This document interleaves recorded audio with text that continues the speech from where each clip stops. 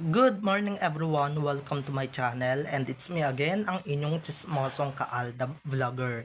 So, gusto ko munang magpasalamat sa inyong lahat sa mga walang sawang tumatangkilik nanonood, sumusupport at sumusubaybay ng mga content ko here on my YouTube channel. So, wag ninyong babaktawan o lalaktawan tong ating content ngayong araw. I'm sure na hindi ninyo pagsisisihan na pinanood nyo to mula umpisa hanggang hulihan, and syempre wag kayong mag-i-skip ng segment, okay? Buuin nyo to start to finish. Kaya ito na, dumako na tayo sa ating main topic for today's video. Sa mga siraulo or sa mga siraang tuktok, ba't magmamano yung Aldab dyan? Ba't magmamano sila Alden at May dyan kay Kuya Wally kung hindi nila naging ninong yan or hindi nila naging ninong? Ano yan, ninong sa binyag, guys? 'Di ba? So, eto na guys, watch this. Mamaya papaliwanag sa inyo ng buong buo. So, eto na guys, watch this. At kung nakita nyo na ngayong recap, so once again si Titi of sa mga admins, ano kayo ngayon? Eto sa mga siraulo at sa mga malalalabo ang tuktok, sa mga mahihina ang utak dyan ha. Eto ma-enlighten ko lang kayo talaga ng bonggang bongga. Or ma-enlighten ko talaga kayo ng todo.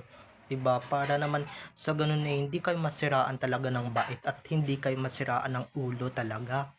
Dahil ito na nga, ba't magmamano yung Aldab dyan to begin with?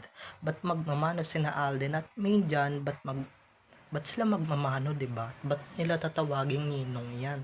'Di ba? Kung hindi nila naging ninong 'yan sa kasal, ano 'yan? Ninong ng binyag. Ang alam ko, hindi pa nagninong ng binyag si Kuya Wally, 'di ba? So, ba't sila magmamano ng ganun? So, marami na talagang signs talaga na pinapakita yung Aldab na talagang sila na. And syempre, matagal na silang kasal, 'di ba? Dito pa lang guys, napakalinaw na. Ano 'yan? Alam ko pag matanda talaga kailangan talagang magmano at kailangan talagang magbigay galang. Pero guys, iba to ha.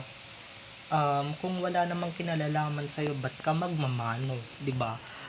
Kung hindi siya naging parte ng kasal mo or ng binyag ng anak mo, 'di ba? Or naging party ba talaga, 'di ba? So napakalinaw talaga at ano naman talaga guys, napakalinaw na naging party talaga si Kuya Wally ng kasalan or kasal ng Aldab or ni na Alden at Main talaga sa totoong buhay.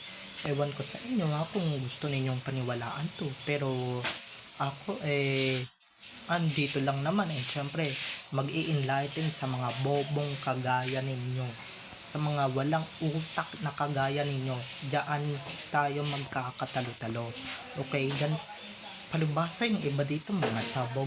At siguro naman nakita ninyo itong video na to, na ba't sila, na nakikita ninyo nakita nyo dyan sa video na yan na nagmano talaga silang dalawa kay Wally nang wala man lang paano. Ganyan din naman si Alden kay Tatay Dab, diba? Na binibigyan nyo ng mali siya or hindi niyo alam yung mali siya talaga, 'di ba? Na ba't magbe-bless si Alden dun hindi pa naman sila kasal, at ba't magbe-bless si Alden kay Wally kung hindi nila naging ninong yan, 'di ba? Kung hindi naging parte si Kuya Wally sa kanilang kasal, 'di ba? Doon pa lang talaga mga ka-ADN napakalinaw na, 'di ba? Napakalinaw na. Ewan ko ba sa iba dito, ba't yan yung pinapaniwalaan nila, ba't yan yung sinasabi nila na hindi kasal, walang anak, 'di ba? Ilan pa bang ebidensya ang gusto ninyong ilapag namin sa inyo? Ilan pa ba, 'di ba? Ilan pa bang ebidensya at resibo para magpatunay na talagang Aldab is real talaga at Aldab is a legit couple, 'di ba? Siguro matatauhan kayo pagka once na umamin na talaga yung Aldab, 'di ba? Pagka talaga umamin na sila sa publiko, pero not, 'di ba? Hindi pa nila gagawin 'yon. Hindi naman talaga ano 'yon. Ang dami-daming basher ng Aldab, di ba? Ang dami-dami ding mga solo fans na hindi sila tanggap. Kaya ayan, hindi pa nila maamin-amin. Pero in time, at saka syempre, may mga management na epal talaga na, or mga kupal talaga na, sorry sa words pero yun naman talaga yung nababagay. Di ba? May mga management talaga na kunwari, di ba? Kunwari plastic na tanggap. Kunwari love team pero deep inside naman pala may balak silang paghiwalayin, may balak silang i-disband yung love team, 'di ba? May balak silang mga ganon. May mga ek silang balak pero hindi naman pala natutuloy, hindi naman natutupad, 'di ba? Yung love team na wasak nila pero yung in real life, 'di ba? Tignan natin talaga kung mawawasak. Lalong-lalo na nadulas yung show na may na totoo palang kasal yung ginanap sa kanila, 'di ba?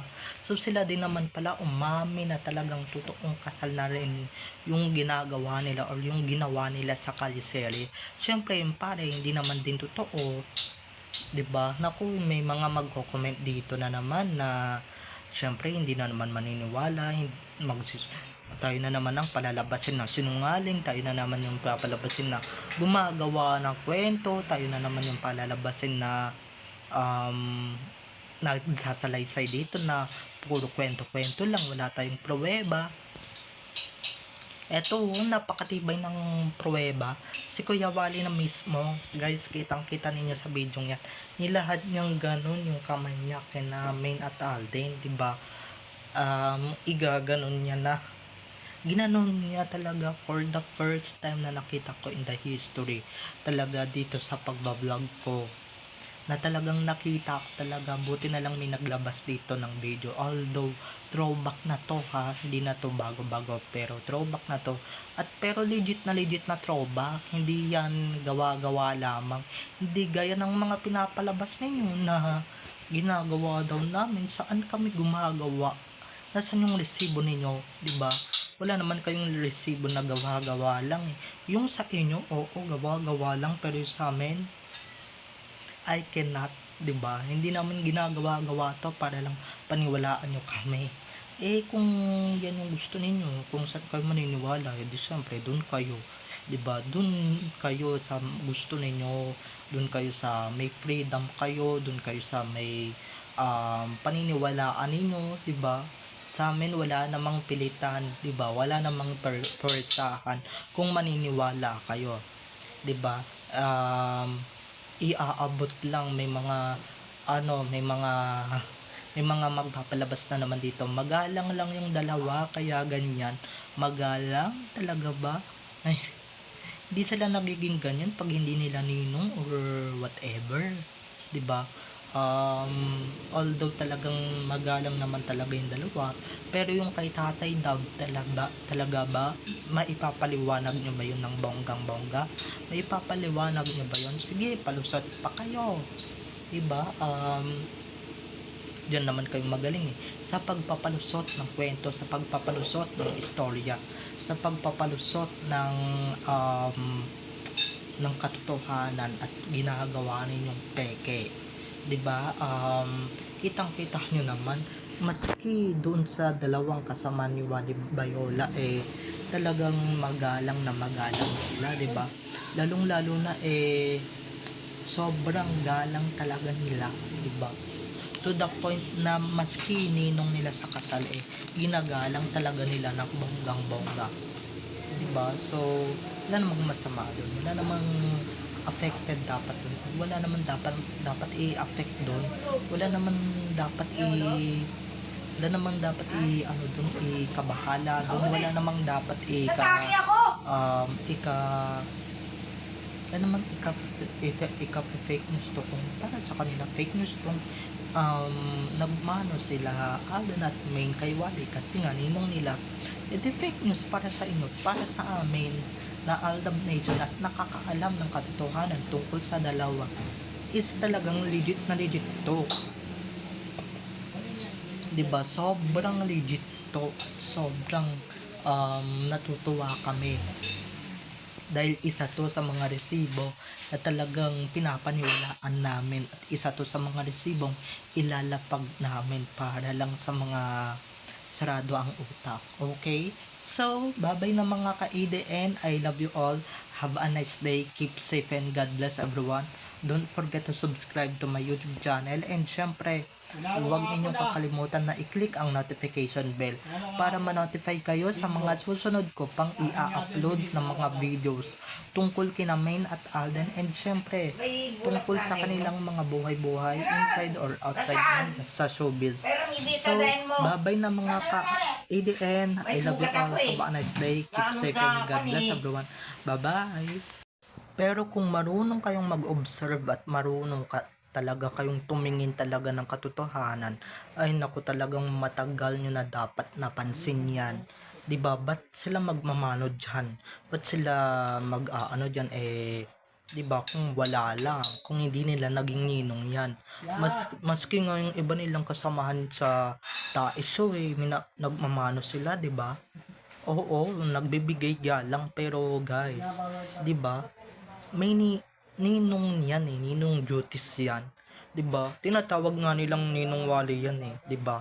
Ninong Wally, Jose, 'di ba? Pero talagang may mga pagkakataon talagang may mga chances talagang kailangan mo talagang magbalimbing, kailangan mo talagang bumaliktad, 'di ba? Hindi kagaya ni Kuya Wally, talagang loyal na loyal sa kanyang mga inaanak. 'Di ba? Loyal na loyal sa Aldab, hindi siya bumaligtad, hindi siya nag-a-agree sa mga pinagsasabi ng mga amo niya. 'Di ba? Hindi siya sumasapi sa mga animal, sa mga kampo ng animalis dito sa social media. Hindi siya naniniwala sa mga fake news. Nahayaan niya na lang, hindi gaya ng iba niyang kasamahan na konting ano lang talaga ng TVJ or ng tatlong lolong laos. Konting hilot lang, talagang bumabaligtad palibhasa. Diba? Palibhasa, pati isa nilang hosts na bago ngayon, palibhasa, wala silang alam. Diba? Nashock nga sila nung July 16 Ba't pinapakita yung mga memories ng Aldab, diba? Unlike Kuya Raya na talagang never din talagang bumaligtad dahil isa din yan sa mga kumpare ng Aldab or naging kumpare ni Alden. 'Di ba? Maski si Miss Judy Ann Santos, maraming nakakaalam ng relasyon ng Aldab kaya ako kampante lang ako dito, no. Lahat tayo maging kampante, maging maluwag tayo. Wag tayong padadala sa mga nakikita natin sa social media. Kung mahina ang loob mo at nakabasa ka ng mga fake news, ay nako, madali ka talagang maaapektuhan. So, babay na. I love you all. Happy weekend everyone. Bye-bye.